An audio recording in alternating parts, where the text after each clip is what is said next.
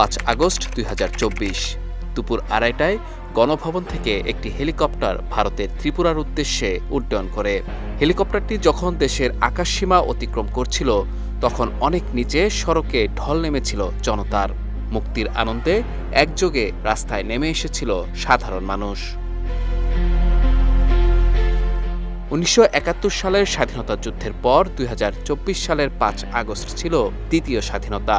মুক্তির আনন্দ নিয়ে রাজপথে জনতার এমন ঢলের চিত্র এর আগে দেখেনি বাংলাদেশ।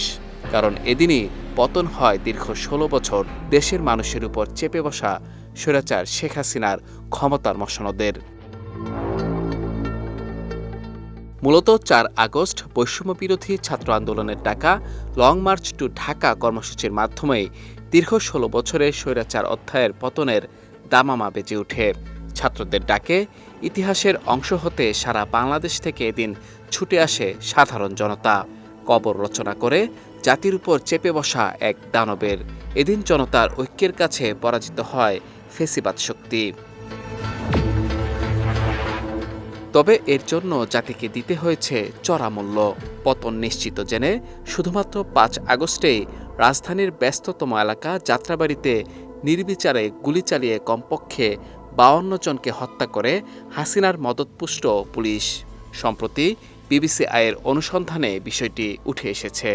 ঘটনাটিকে বাংলাদেশের ইতিহাসে সবচেয়ে ভয়াবহ পুলিশি সহিংসতাগুলোর একটি হিসেবে বিবেচনা করা হচ্ছে।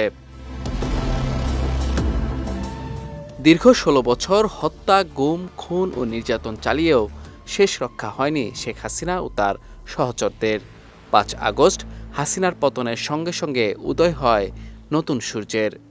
লেখা হয় লাল সবুজের নতুন ইতিহাস, যেখানে স্থান পায় আবু সাঈদ, মুগ্ধ, ওয়াসিম সহ নাম না জানা অসংখ্য শহীদের গল্প।